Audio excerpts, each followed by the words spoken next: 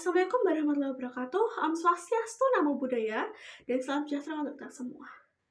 Perkenalkan, nama saya Aman Yakadika Sari dari Prodi Ilmu Komunikasi dengan NIM 0565788889 akan mempresentasikan hasil negasi pidato saya dengan judul Politik di Era Digital, Bagaimana Media Sosial Mengubah Cara Kita Melihat Sejarah dan juga Informasi.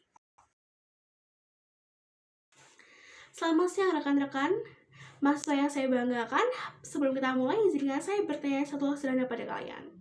Siapa di sini yang pernah menonton video sejarah di TikTok atau YouTube Short, lalu langsung percaya bahwa itu adalah fakta tanpa menelusuri sumbernya? Tenang saja, kalau tangan kalian sempat terangkat, maka kalian tidak sedih, karena saya pun pernah. Inilah potret paling jujur dari generasi digital kita, di mana kita cepat menyerap tapi jarang menelusuri. Kita hidup zaman ketika scroll mengadakan riset dan dari topik lebih dipercaya daripada dokumen sejarah. Ironis bukan?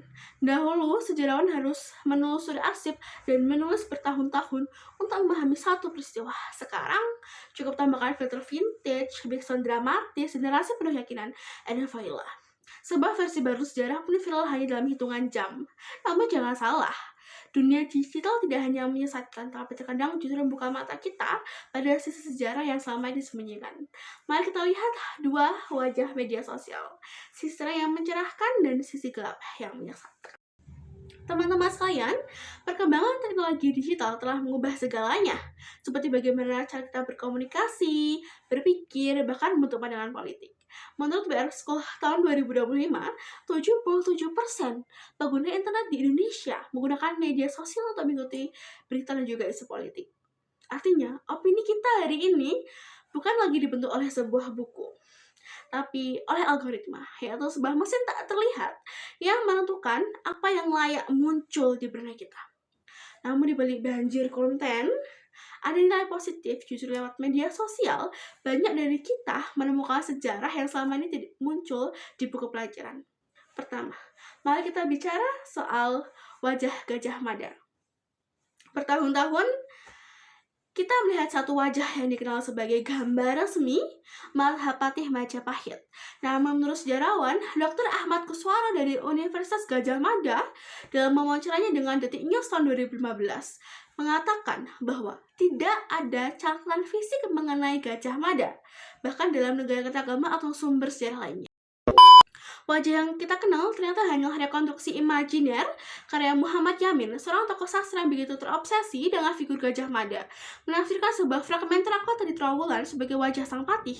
Dalam bukunya Gajah Mada, Pahlawan Persatuan Nusantara 1945, Yamin bahkan mengaku bahwa gambar itu adalah rekonstruksi simbolik, bukan representasi faktual. Anehnya, di TikTok justru beredar video berjudul terungkap wajah asli Gajah Mada yang disembunyikan sejarawan, lengkap dengan efek dramatis dan foto AI generate yang seolah lebih meyakinkan daripada riset ilmiah. Kita tidak salah untuk tertarik karena video itu memang menarik, tapi disinilah bahayanya, narasi visual seringkali lebih kuat daripada kebenaran historis. Kedua, tentang kerja rodi zaman Dendels. Banyak video menggambarkan pembangunan jalan raya pos dari Anyer hingga Panarukan sebagai simbol kejamnya kolonialisme Belanda. Padahal menurut laporan Detik Jabar tahun 2024 berjudul Pahit Jalan Dendels, upah dikorupsi bupati, jalan milik bangsawan. Dendels sebenarnya menetapkan upah untuk pekerja. Masalahnya, uang itu justru dikorupsi oleh pejabat pribumi lokal. Bukan hilang karena kebijakan Belanda, namun detail itu jarang disebut karena tentu saja tidak akan seheroik itu jika disebut kerja paksa penjajah. Inilah realitas sejarah yang kompleks, tidak hitam putih, dan media sosial sering memutihkannya agar lebih mudah ditelan. Mari kita menyinggung Tan Malaka. Selesai dalam buku pelajaran hanya disinggung sepintas, padahal pikirannya mendahului zamannya. Menurut S. Supriyanta 2024 dalam jurnal STFS volume 2, Tan Malaka menandai Republik Sejati sebagai hasil kesadaran rakyat, bukan sekedar deklarasi politik. Bahkan menurut Perpustakaan Sejarah Polri tahun 2023, gagasan Tan Malaka tentang pendidikan rakyat berperan dalam membangun kesadaran politik masyarakat pada awal abad ke-20. Sayangnya di ruang percakapan media sosial, Tan Malaka ini kerap dipersepsikan secara berlebihan, entah diagungkan sebagai pahlawan yang disingkirkan maupun dicurigai sebagai komunis berbahaya, sehingga kompleksitas pikirannya tidak lagi terbaca secara utuh. Padahal di antara dua label itu ada manusia yang seorang pemikir, pejuang, idealis, yang tulus dengan darah dan juga akalnya. Dari sini kita bisa belajar bahwa media sosial bisa menjadi jendela untuk menemukan kebenaran yang lama terkunci. Namun jendela itu bisa pula menjadi cermin yang memantulkan kebohongan, dan hal itu tergantung siapa yang memegang kameranya. Nah, sekarang kita akan membahas sisi lainnya. Ketika media sosial mengubah penjajah menjadi pedagang dan mitos menjadi kebenaran. Beberapa waktu terakhir beredar video viral berjudul VOC, bukan penjajah, hanya serikat dagang biasa. Di kolom komentar banyak yang sepakat bahwa mereka cuma berdagang kok, bukan penjajah. Sayangnya klaim ini menyesatkan. VOC atau Foreign Hostage Company memang perusahaan dagang, tetapi juga alat kolonial paling berkuasa di Asia. Menurut catatan Arsip Nasional Belanda dan buku McCulloch 2008, VOC diberi hak oktroy oleh pemerintah Belanda. Hak istimewa yang memampukan mereka untuk 1. Membentuk tentara dan juga angkatan laut sendiri. 2. Menyatakan perang dan membuat perjanjian damai. 3. Mencetak mata uang dan memungut pajak dan mengangkat penjabat. Itu bukan dagang, itu berdaulat. VOC adalah negara dalam bentuk korporasi, the world's first multinational empire. Sejarawan Ken Chudori tahun 1983 menulis bahwa VOC dibangun atas dasar kekerasan dan juga eksploitasi manusia. Lapisannya video 60 detik dengan narasi VOC hanya berdagang. Terasa lebih mudah dipercaya daripada 600 halaman buku sejarah. Begitulah media sosial bekerja, yang ringkas lebih dipercaya daripada yang rumit. Sekarang mari kita tengok fenomena lainnya. Di media sosial banyak video mengklaim bahwa kerajaan Sriwijaya dulu menguasai separuh ASEAN, bahkan sampai ke Filipina. Kedengarannya patriotik, bukan?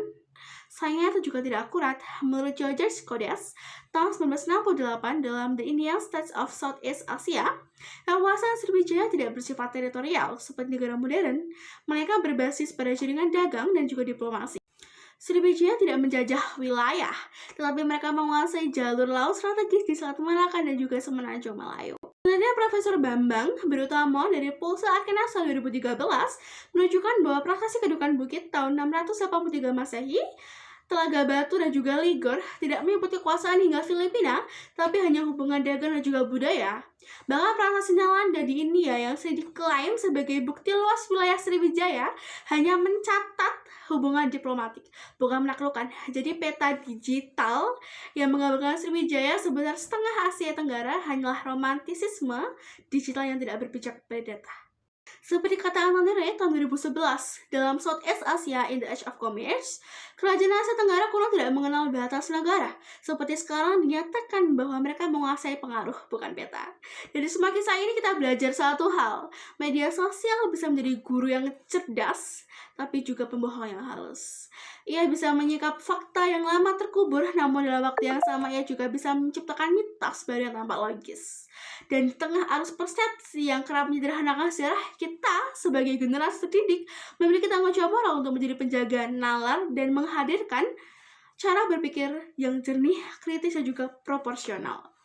Seperti dikatakan oleh Dennis McCoyle tahun 2010, media tidak sekedar menyampaikan pesan, tapi juga membentuk realitas sosial lewat framing.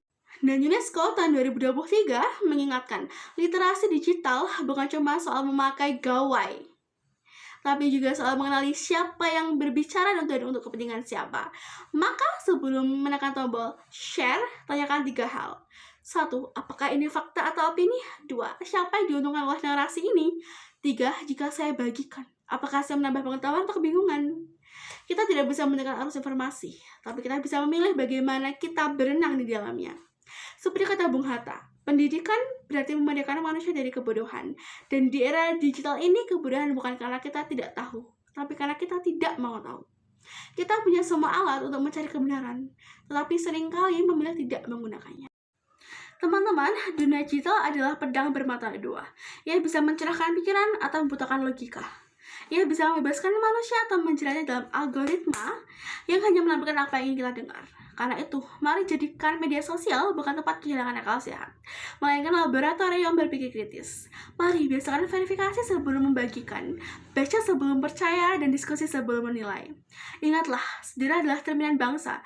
Jika cerminnya retak oleh disinformasi, maka wajah bangsa pun akan tampak salah. Dan seperti kata Manuel Castle tahun 2010, kekuasaan di era jaringan bukan lagi milik mereka yang memiliki senjata, tetapi mereka yang menggunakan informasi. Maka mari kita rebut kembali kekuasaan itu dengan literasi, dengan logika, dan dengan moralitas akademik, dan dengan keberanian untuk berpikir berbeda. Terima kasih. Semoga kita menjadi generasi yang tidak hanya pandai menggulir layar, tapi juga menggulir kesadaran. Terima kasih atas perhatiannya dan juga kesempatan yang telah diberikan. Saya Amelia Kasari, mohon pamit undur diri.